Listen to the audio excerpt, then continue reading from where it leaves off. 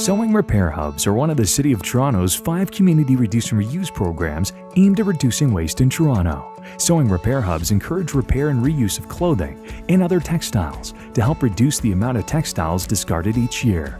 Program activities include regular instruction on the basics of alterations, repairs, and opportunities to make and design clothes from repurposed textiles. To learn more about the community's Reduce and Reuse programs, visit toronto.ca/reduce-reuse.